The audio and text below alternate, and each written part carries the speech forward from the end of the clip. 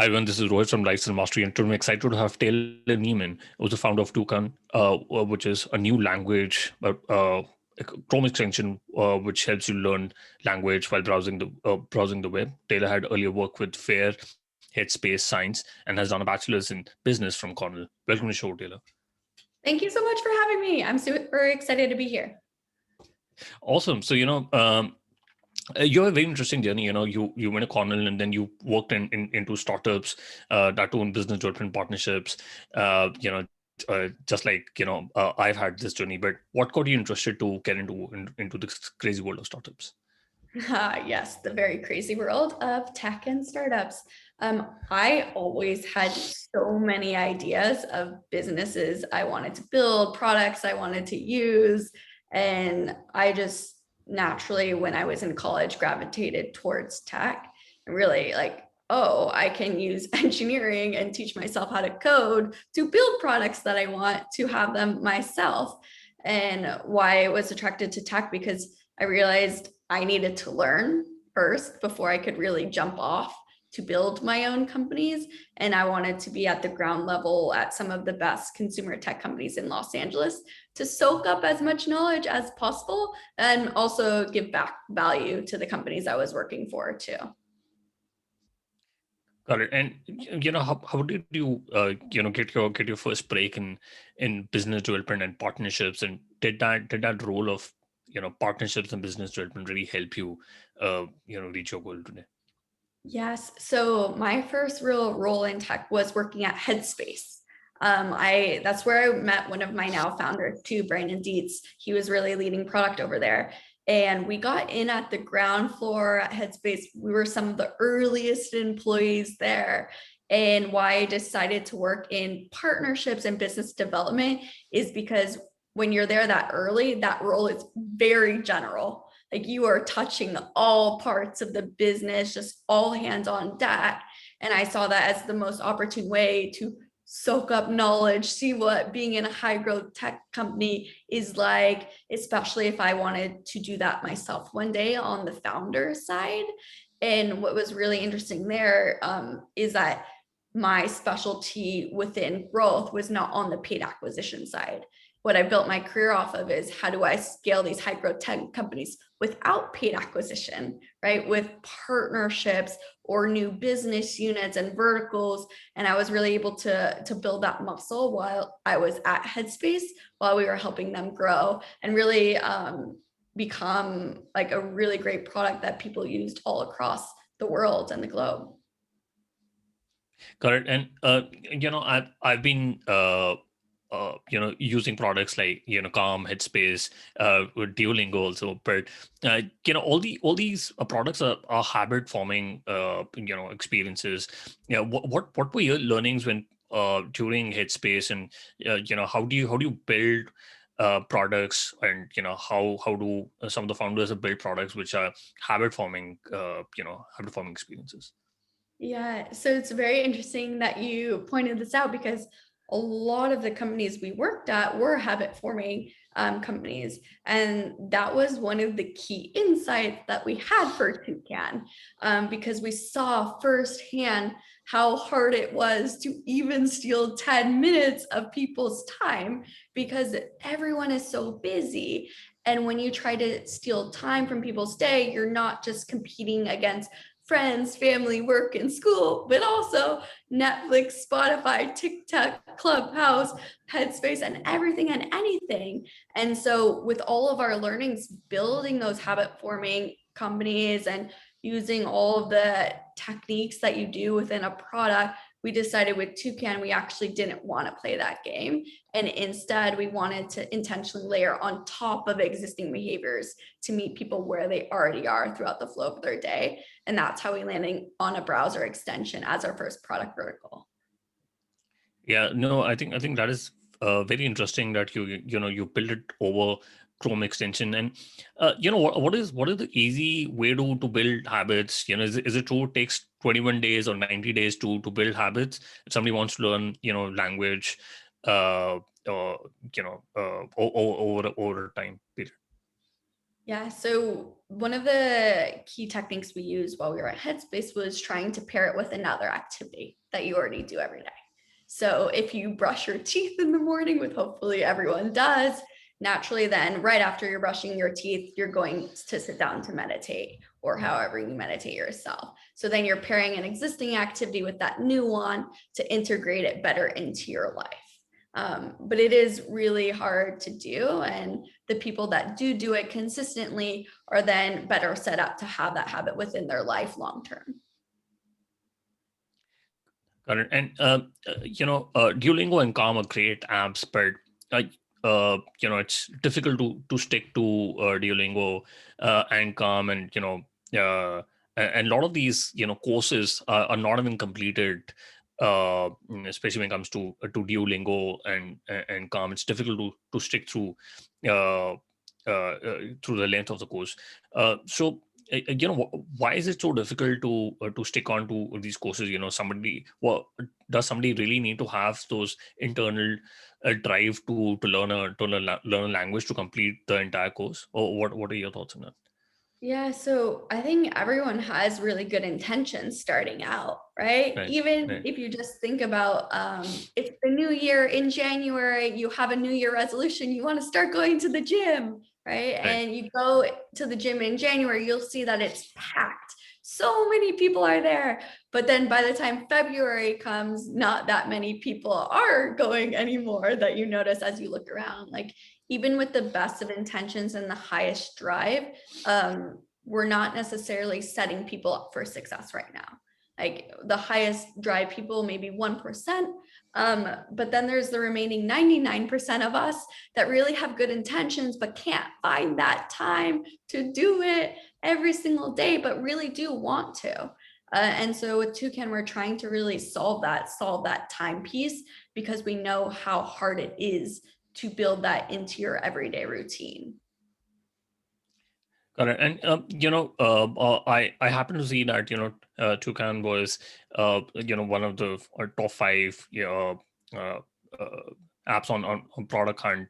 Uh, uh, could you talk about how did you reach product market fit, and how did you come to know that people are really liking the product, and what are the product that you're working on is successful now? Yeah, so the first version of Toucan was so ugly, it was beautiful, and it was a terrible user experience. But we just wanted to test, is there something here? We've always been very great about testing quickly, challenging our assumptions, getting the product in front of users as fast as possible. And so that first version was we translated the word the every single time you saw it on your browser into Spanish. Like terrible. You probably Right. wouldn't want to use this extension every day, but we got it in front of strangers. I had strangers install it when this was pre-COVID time. I would go to a coffee shop, ask them to install Toucan, saw what they did, ask them questions to even see if is there magic here when we change out words and phrases and immerse themselves in learning while they're browsing the web. And we started getting really interesting insight, building out hypotheses, proving things right or wrong. And even when we proved something wrong, the idea still got bigger, so that we knew that something really big here was with Toucan. And then you hit it on the head, like people absolutely adore Toucan. And the biggest feedback we still get to date is they want more words and phrases and more moments of learning with us throughout their day. And I've never heard students or adults ask for more homework ever, right? And so Right. I think we're definitely doing something right by meeting people where they are and also having these moments of delight as they're on Reddit, New York Times, Google, and interacting with us. Got it. And uh, how did you get most of your growth? Is it all organic, or did you really look at paid acquisition, or did you look at some partnership channels to grow most of your user base? Yeah, so we've been growing purely organic to date. Our biggest growth is word of mouth. Like people tell other people about Toucan and just this word of mouth virality that we have. But we also amplify that on the partnership side. So working closely with Google, because right now we're on the Chrome store, we're launching on Safari, so working with Apple to be able to amplify the two ecosystems that we exist in. But also we have like a very fun partnership mindset where we looked at our product where there was a ton of words and phrases there. And we decided, what if we gave people a piece of the dictionary that they could own? And that's how we launched this own the word concept, where if you see the word coffee and it's translated in line cafe or whatever language you're learning, you could hover over it and see that Morning Brew newsletter owns that word. And whenever someone buys a word, we give them a link that they can share across social, telling them that they own this word, which is just a fun thing to say. And that drives even more eyeballs into Toucan. And our Own the Word feature is really a partnership playground. Got it. And I want to talk about your monthly active users. I think you've just recently crossed 50,000 active users.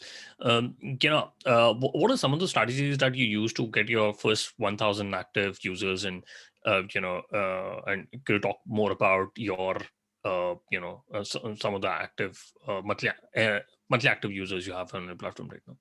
Yeah, so the first 1,000 was me being very scrappy along with my co-founders and our early team, talking to as many strangers as possible, getting them installed, doing things that do not scale. The next channel that we saw work really well was Twitter. I had never used Twitter really before. One of my friends convinced me to, that is also a founder in tech. And I just started tweeting every day, once a day. And that not only started getting us valuable user feedback to help on that quick iteration cycle, but also new users, new eyeballs into Toucan that were organically coming to us. The other thing that we did too, especially as we started raising our initial venture funds, is partnering with other extensions. Like extensions are really unique that if you have one extension installed, you're more likely to install another one. So working with the Honeys of the world, the Dark Readers of the world, Grammarlys of the world, bring them on not only as investors, but also how can we partner with them? Correct. Interestingly, you pointed about Twitter. Before the call, we talked about as part of the On Deck, podcast inaugural fellowship, and I've been trying to use Twitter and YouTube to grow my podcast. Any advice on people who want to grow on their Twitter following and reach out to more investors? I understand that you reached out to Sampar. He invested into your company. That I think happened to Twitter, but I've seen some great engagement on your Twitter profile. Any advice for us and for listeners on how do you increase your engagement on Twitter? Yeah, so learn some things along the way. The first thing being consistent. So I just said, I know that I can only commit really to sending one tweet a day, but I make sure that happens every single day, whether or not there's engagement. But any type of engagement that there are, I'll respond to everything. And just like really building those relationships with anyone that's engaging with me, so that then hopefully they're likely to engage back. And Twitter has this really amazing algorithm that anyone that's liking or commenting or engaging back and forth, it's showing up in all of their followers' feeds too. So every engagement back is really powerful. So I think those are the two key pieces.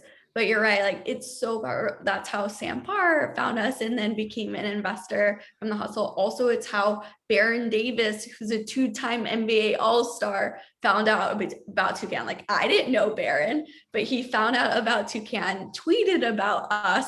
That one tweet sent so much traffic to our website that it brought it down. And then it slid into my DMs and we started talking, and he became an investor right after that. Right.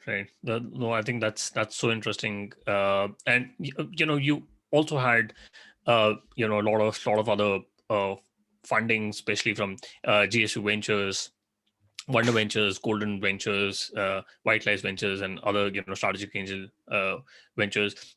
What was your learning when you looking at raising funding, as well as building product at the same time? And obviously, there are a lot of other things that you were looking at. What are some of the learnings when you were trying to reach out to angel investors and VCs at the same time? Yeah, so something we've done very strategically is build relationships with investors even before we need the capital, because at the end of the day, it's all about relationships. Right. And so when we started Toucan with that really terrible MVP that we had, I was already meeting with Series A investors, right? And we hadn't even raised our first round of funding because I knew that if I shared my vision for Toucan, and all the amazing things that we were going to do. But then we talk to them again 2 years from now or catch up 6 months from then. And they saw us executing on everything that we said we were going to do. When we went out to go fundraise, that would make those conversations that much easier. And the other piece too is asking founders for warm intros to their investors that they know and respect. It's something that we did that worked really well too, getting that warm intro into then starting to build a relationship on your own. Right. Very interesting, because you said that you're building the product, but you're already speaking to, Series A investors. I think listeners who looking into build companies, they would take a lesson from that. And your product is still a Chrome extension. Do you think Chrome extensions can be $1 billion company? Look at Honey, it's a $4 billion company. Yeah. I think Chrome extensions are so interesting because the entire extension ecosystem is completely overlooked and untapped, right? And there was a lot of education that I even had to do with investors around how big of an opportunity this is if we didn't even touch mobile, which we will, because our whole thesis is layering on top of existing people behaviors, meeting people where they are. So that includes web, it includes mobile, it includes the physical world with AR, where you're walking down the street with crazy cool contact lens or snap spectacles. But even if we just focused on the web, that could be a massive business in itself. And I think Honey proved that out. Ryan Hudson, who's one of the co-founders, is an investor in Toucan. And I always talk to him about this, is that no one really truly believed in them and that they could build a massive business off of the web. And they struggled with raising funding, but now look at where they were able to go with what they've built and even just that focus. No, I think this is super interesting. But when it comes to Chrome extensions, are you super reliant on Google Chrome extension, or where does most of the traffic comes from? Yep. So we just have a Google Chrome extension right now, but next week we're already launching our Safari extension, and then we'll fast follow that up with Firefox and then Edge. But Chrome really does dominate the extension market. But it is interesting to see that Apple and the rest of the browsers are really leaning into the extension side. I think Safari only launched last year to support extensions because they see that it's a massive opportunity, but also it's a way to differentiate browsers against each other. Got it. And what are some of your thoughts on imposter syndrome? And can it be harnessed for good? Because you've been trying to solve a $1 billion problem, but how do you look at imposter syndrome? Oh, all the time, right? This is the fourth company I've tried to build Okay. 3 failures already under my belt. This is the first company we're building that's venture backed and on the path to really have that amazing opportunity to keep building something that really impacts a ton of people. But happens all the time. I've never been a CEO before. This is the first time I'm a CEO with 12 full-time employees, and we're going to keep scaling. There's always things that I feel insecure about or that I want to learn. And that's why I've surrounded myself with amazing founders, mentors, investors that have done this before that I can lean on and get advice. And I'm also fairly competitive. I've played competitive sports my whole life. So if I was going to do this, I'd bet on myself any day. And even though I don't know everything yet, I know that I can learn it. And as long as I ask and put my hand up, telling people if I don't know something, I can learn. And I think that humility and being really humble about like, I don't know everything, and that's actually okay. No one should expect me as a first-time CEO to know everything, but I'm also very eager to learn, and I really want to. Very nice. And how do you approach head versus heart when it comes to decision making, or do you look at your intuition, or do you look at your data when it comes to making decisions? Yeah, I think it's a mix, right, of intuition, experience, also what users are telling you, but also the data. Because sometimes even something as simple as product feedback, what a user is telling you might not actually be what they're trying to tell you. They might be trying to talk about something else. So pairing that with data and different ways to reason with things. I think it will always be a mix, but we definitely leverage data a ton to make decisions, to make sure it's balancing each other out. Got it. And I couldn't help but look into your Twitter feed. I understand that you're also coming up with Hindi and Japanese as some of the languages coming on Toucan. But what are the languages that you're targeting, and which is the biggest language? I mean, the biggest user base where people really want to learn the language.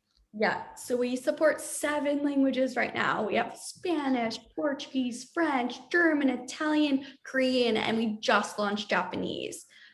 Spanish is for sure our number one, but Yeah. also the moment we launched Korean, that quickly became number 2 for us. And you're right, we're preparing to launch Hindi, Mandarin, also Hebrew and Arabic. But not only that, we're going to be launching English this next month. And I think that's going to be massive, like not just English to Hindi, but Hindi back to English, like being able to internationalize Toucan, because learning English is such a big opportunity in that language learning space. Got it. And who would you think are your most important audience? Do you think it's university students who are looking to learn the language?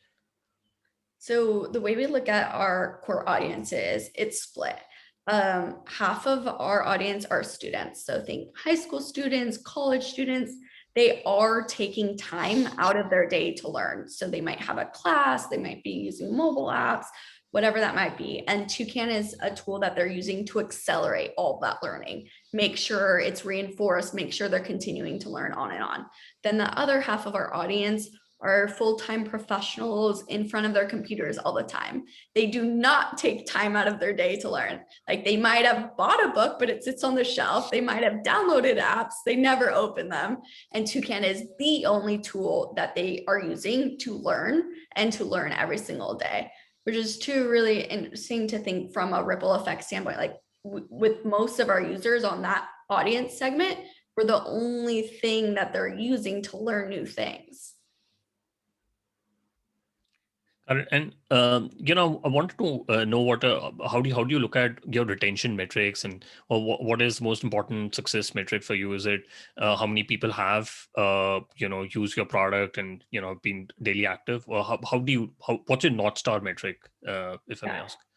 So we want to see, are people learning, but also are they learning every single day? So that piece. And our magic moment, what we consider that is, are they seeing inline translations as they're browsing? And also how many are they seeing that day? Like that is what we're optimizing for. I think you mentioned retention. Retention is such an important metric because if you're just trying to scale, but your retention is terrible, you have a leaky bucket problem that you need to fix and you have not hit product market fit.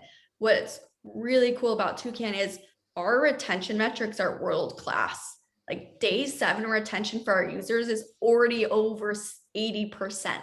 80%. Like that is wild from a consumer tech perspective, especially if you've seen other product metrics. And we still think we can improve that to go way higher. And so users are downloading Toucan, they're staying, and they're learning every single day. And that's really what we're looking at. We're looking at retention, we're looking at engagement. And with those two combined, that helps propel growth higher. Got it. And are there other content verticals that you also plan to get into other than language? So our big vision for Toucan, I mentioned a little bit about the product vertical side. So meeting people where they are, right? Dominating the web, that now naturally extends to mobile, layer on top of mobile browsing, but the most popular social apps, messaging apps. I mentioned the physical world, right? Where you're wearing Google Glass or contact lens and you see a subway station sign or a restaurant menu, that's triggering these same micro moments of learning. But then we also have the content vertical side. Like we are going to be laser focused on languages for the next 12 to 24 months because that has so much there on its own. But our technology is open-ended enough that if we did want to extend into science or history or sports trivia or venture capital lingo, anything that you really want to learn, we could surface that up with Toucan. And so when you're thinking big vision, we're not only meeting people where they are, but we're also teaching you whatever you want to learn where you are in your day. Got it. And how do you plan to monetize the product on the Chrome extension? Do you gatewall the Chrome extension? Yep. So we have a freemium subscription. So you could use Toucan Forever for free if you want to. But if our users really want to learn more or learn faster, that's where we put that pinch point for you to upgrade to subscribe. It's our highest density tier, which means even more words that you can learn as you're browsing with us, as well as some of our super high intent features like our highlight to translate. You get unlimited uses of that, our mini games, our quizzing feature, also behind that paywall. And then the way we've been able to monetize to the free side of our audience is with Own the Word. So where companies and brands are buying words and phrases within the Toucan product, they're paying a weekly subscription to be able to hold that ownership of it. Got it. Now, Taylor, I just quickly want to do the top three. What's your favorite business book? Business book, The $1 Trillion Coach by Campbell. So good. And also talks into like how to be a really good leader. Got it. And if you could go back in time when you start building Toucan, what is the one thing you would have focused on or done anything differently? Ooh, when we first started building Toucan, keep going.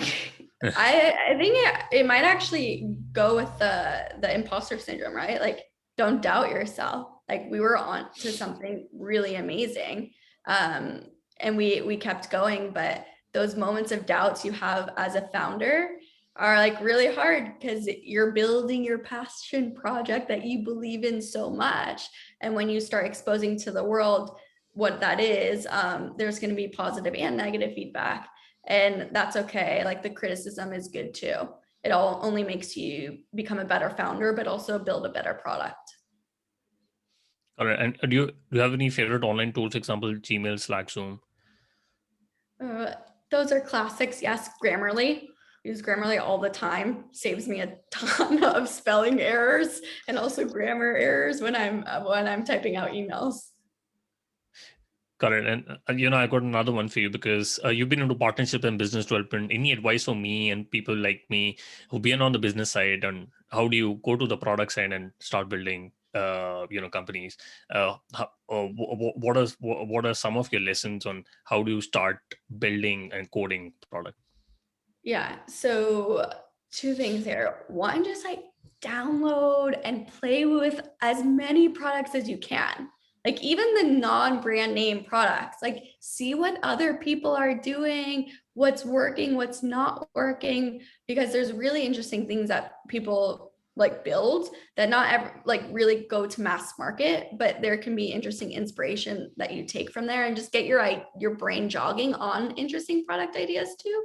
And the coding side is, I think, is really valuable. Like I taught myself how to code with YouTube videos, which is, yes, I'm a major nerd. Not many people do that, but I wanted to be dangerous enough to build any idea I had to then recruit way better engineers than I was, but also to be able to speak that lingo, right, with my engineering team, with our product team, because I not only get that credibility, but I can also now be on the same level as any conversation happening in the room.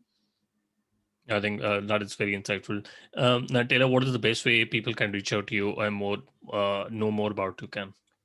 Yeah, so Toucan's found at jointoucan.com, but I'm also super active on Twitter at Taylor, Taylor _ Nieman, Nieman. Give Toucan a try. I love user feedback. Reach out, DM me. Would love to chat with anyone. Yeah, Taylor, thank you so much for your time. I really enjoyed my conversation with you. Of course. Thank you so much for having me. And thank you everyone for even listening too.